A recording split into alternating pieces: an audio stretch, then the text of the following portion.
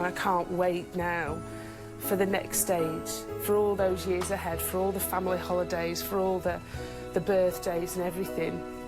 I can't wait. When I was 9 years old, I was diagnosed with leukemia. So I went through, it was quite a rare form of leukemia, so I went through 3 years of treatment. That must have been a really tough time for you. Oh gosh, I can imagine that it was just really difficult. I know. Really, really she was difficult. 9 at the time. I know. In the beginning, we didn't tell her how bad it was. Because as a 9-year-old, you don't really know what cancer means. I can't imagine it. I know. Brave people. I mean, there's nothing you can do but live through it and just deal with it when it's happening. I think the worst part when Sammy lost her hair, she wore a little hat for 2 years, I think it was.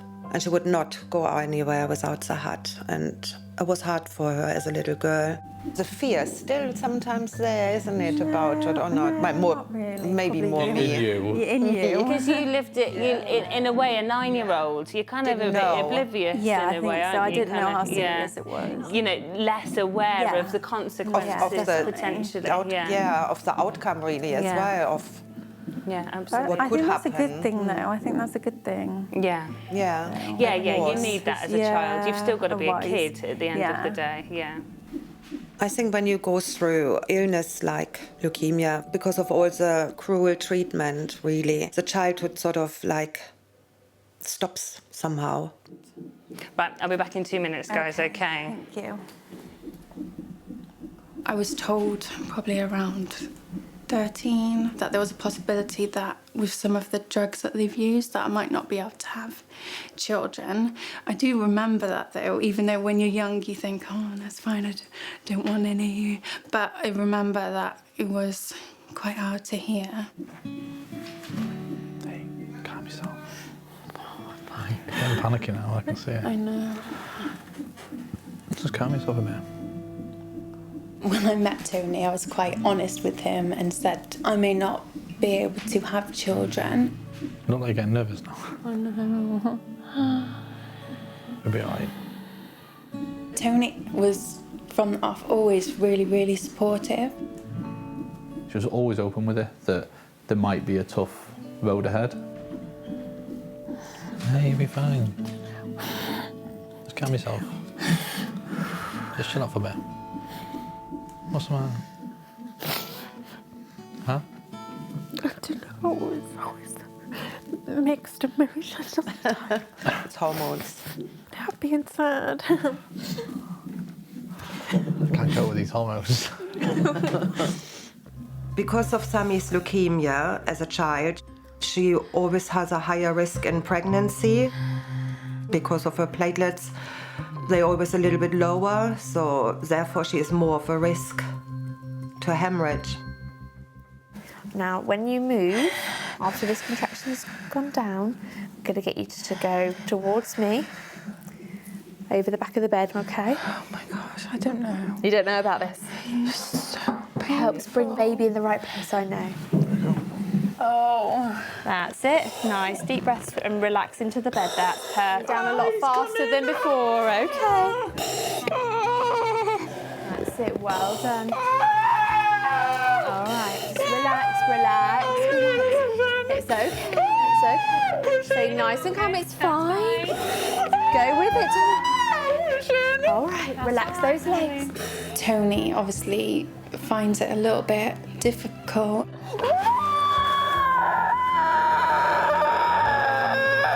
He sees me in pain and can't control anything that's happening. And I think that has come from his background of being in the military. Well done, that's it. You can see baby's head, baby's coming. He's not good with that lack of control or that he can't help. We've been told that there's a chance that the palate might be involved as well. They can have hearing problems and speech problems and that sort of thing as well. We won't know for sure until he's born, and I think that's the thing that's playing on my mind the most is, you know, when this baby's sort of handed to us, the first thing I'm going to want to know is whether it's, you know, his palate is involved or not. And you feel quite guilty for feeling like that, really, because, you know, it's your baby and it shouldn't matter, really. Try grabbing that bristly bit. Seriously. Does that help? No? Take your mind off it. Nice. John's quite romantic, aren't you? Or you were? Yeah. Patrick takes all the time now. I can't afford to be romantic. John, do you want to just come here a sec? Yeah, I like that sort of thing. Surprises, gifts, presents. Yeah. Little trips away. Yeah. I've We done that used for a to few do, years. yeah. It's been a while since we've done any of that sort of stuff. I'll start romancing you again when you're 60, dear. You like to think that you won't feel, you don't want to be sort of horrified by how your child looks. I hope that, you know, I'll just look straight past it and just see my baby boy the same way I did with Patrick, really.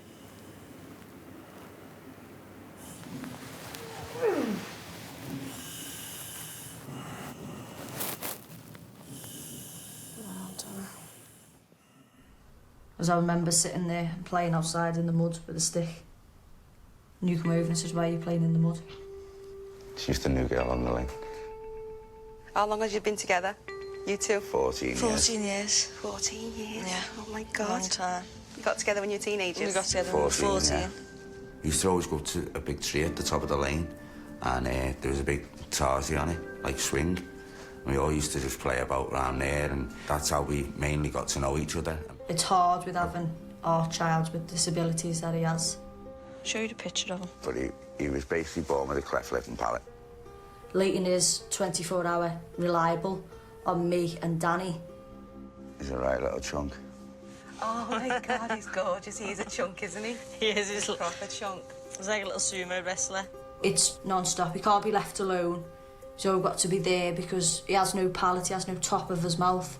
He has to have suction, so all his saliva, he can't actually swallow it, just pools at the back of his throat. Oh, my God, I bet you've been in and out of the hospital constantly, haven't you? Yeah, up and down, like. Can he eat, or does he have to have... He gets Peg fed. Peg fed.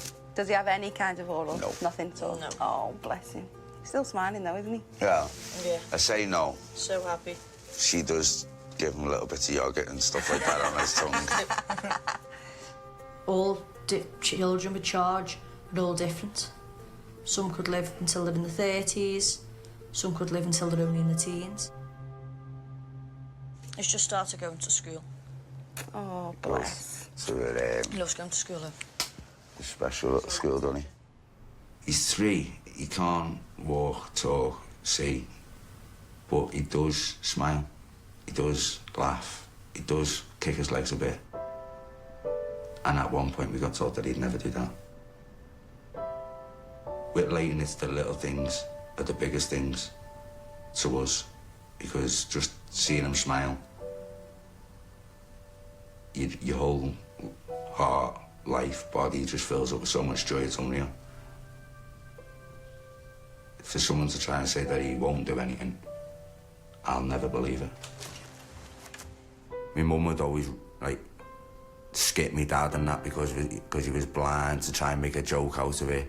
So then my dad would, you know, throw a little bit of banter back, and just watching the pair of them, it showed me just because he's got a disability, it doesn't mean to say that that's the end of it.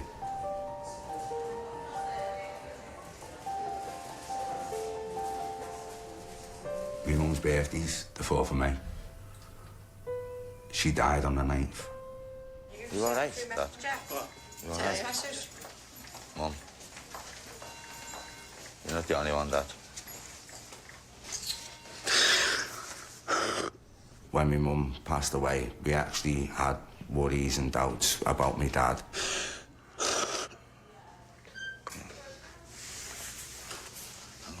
But we needn't have, because the way he's pulled through is unbelievable. I've always wanted the fairy tale, you know, marriage and children. That's my purpose in life, to just love somebody unconditionally and just to nurture somebody. Me and Jez met when I came back on my holiday from cruise ships, And I went to see my friend play. She was in his band. She was the drummer in his band. Blonde hair, bit of a tan, tight pair of jeans. I couldn't not. Yeah. That was it. Swept her off her He fancied the feet. pants off me. Of course. What, and you didn't me? Well, he had long hair, and I was like, he's got longer hair than me. I'm not having a guy who's got nicer Hair envy. Yeah, nicer hair than me. I was talking to my friend and she said, oh, the singer, he really likes you. I said, oh, no, I'm not interested in getting into a relationship. I'm going back out to America in 3 weeks. And yeah, I said, oh, you use herbal essences. How lovely. A herbal essence moment. I sent her a message the day after. He invited me out to go and he'd done a garden at a flower festival, very rock and roll, and he invited me out to go and have a look at this garden that he'd won an award for, and I said, yeah, go on then. Well, did I know 10 years later we'd still be together. Charlie. Good decision. Finding Jez was literally the biggest thing that I could cross off my list. So what's this one? Base coat? What are we doing, a wall?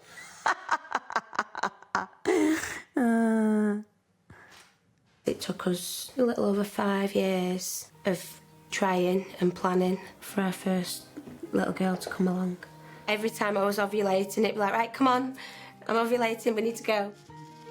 So have you been anywhere nice on your holidays? I'd come home some nights and she'd be like, right, this is it, waff, upstairs, and that was that. Before, you know, I might be off out, you know, rehearsal night or whatever, and it'd be like, we've got an hour. It was fun trying. But when it became apparent that there was a problem, that's when I think things took a bit of a turn. We'd been told we probably wouldn't conceive naturally. Everybody just said, just try not to think about it, but it's the hardest thing. So we started the process of the IVF route. It got to the stage where we were talking to the doctors about, you know, when we were going to be moving in and it all happening. And literally 2 weeks before our date of going in to speak with them, it happened, didn't it, really? And this baby, there was definitely no planning involved. It just happened. Yeah. And that was that. And here we are. Yeah. Nobody feeds her, do they, before I do? No. Okay. Yeah, my days of wet nurse are well gone. Not happening. You all right? Am I all right? Are you feeling okay? Is there anything I can do for you?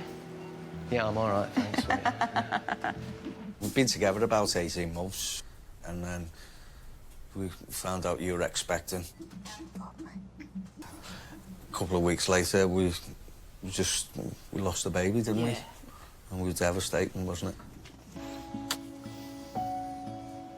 Well, 8 months after we lost the baby, because I hadn't dealt with it at the time, I just went into depression, went into a very dark place, and it just hit me like a freight train. I'm not right here.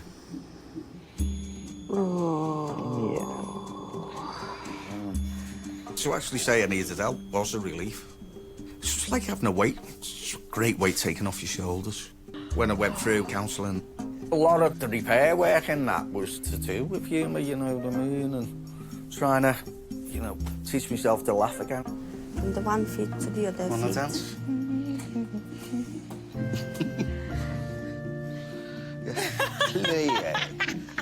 Elevate. Ballet.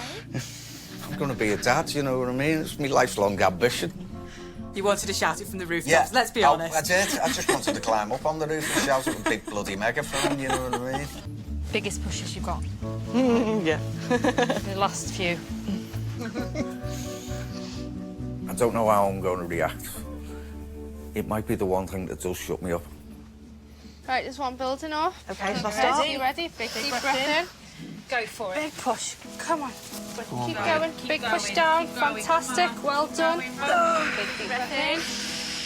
And again. Well done. Keep going. Keep going. Keep going. Keep going. Keep going. Well done. Right. Relax. Breathe. Come right down. Congratulations. She's gorgeous. Oh, my little Baba Lola. Lola, when she's born, I think it's going to be a little blessing. Now, whatever you want. I think that we've been sent now another little angel. Oh, little Lola, don't cry. She's going to be loved so much by all of us. Being a parent, it's amazing. It's just the most amazing thing that any one person can do for another. It really is. I say, what else can I offer this world than, you know, keeping the species alive, as it were, you know? Mummy and Daddy are here. Oh, you're so perfect, just like your sister.